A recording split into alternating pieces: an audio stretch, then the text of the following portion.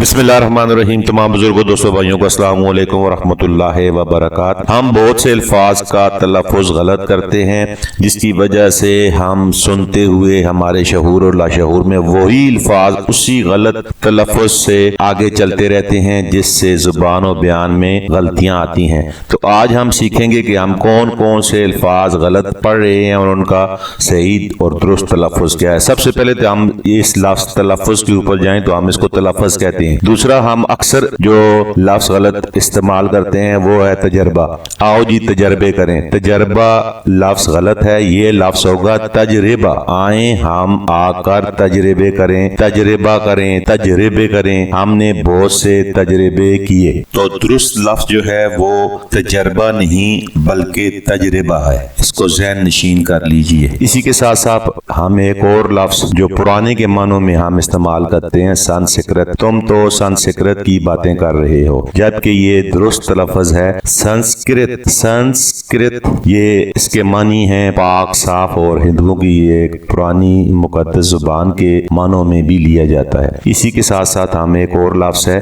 فہم و فراست، جبکہ یہ لفظ درست تلفظ کے ساتھ ہوگا فہم و فراست۔ تو یہ غلطیاں جو ہم کر رہے ہیں کوشش کریں کہ ان کو دور کریں۔ غلطیاں کون نہیں کرتا، سبھی کرتے ہیں۔ اسی کے ساتھ ساتھ ایک لفظ اور ہے استادہ۔ استادہ یعنی کہ کھڑا، مضبوط، بیٹھنے کی ضد کو کہتے ہیں۔ اس کے ساتھ ساتھ جڑا ہوا ایک لفظ ہے استاد۔ استادہ اور لفظ ہے اور استاد اور لفظ ہے۔ استاد کے معنی ہیں ٹھہرا ہوا، ساکن، اپنی جگہ۔ اور ایک لفظ ہے استاد۔